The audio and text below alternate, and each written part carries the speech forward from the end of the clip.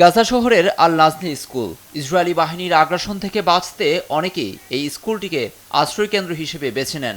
শনিবার এখানেও বিমান থেকে চলে বোমা বর্ষণ।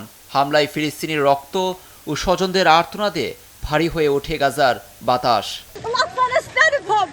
আমি জানি না আর কোথায় যাব। স্কুলে আশ্রয় নিয়েছিলাম, এখানেও আমাদের লক্ষ্য করে বোমা হামলা হলো। শ্রেণীকক্ষ ও তাঁবু পুড়ে গেছে। সৃষ্টিকর্তা ছাড়া আমাদের আর কেউ নেই। ইসরায়েলি বাহিনীর হামলায় প্রতিবন্ধী মেয়েও নিহত হয়েছে। আমরা অন্য কোথায় যে আশ্রয় নিব, সে জায়গা কোথায়?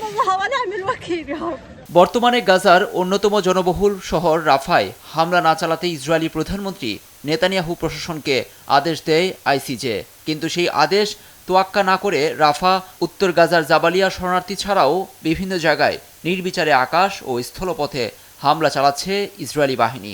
শনিবারের হামলায় বেশ কয়েকজন ফিলিস্তিনির প্রাণহানির খবর জানিয়েছে গাজার স্বাস্থ্য মন্ত্রণালয়। এই লড়াইয়ে উত্তর গাজার জাবালিয়া শরণার্থী ক্যাম্পে থাকা কয়েকজন ইসরায়েলি সেনাকে হত্যার পাশাপাশি বন্দির দাবি করেছে স্বাধীনতাকামী সংগঠন হামাস, যদিও বন্দির বিষয়টি তাৎক্ষণিক প্রত্যাখ্যান করেছে তেল আবিব।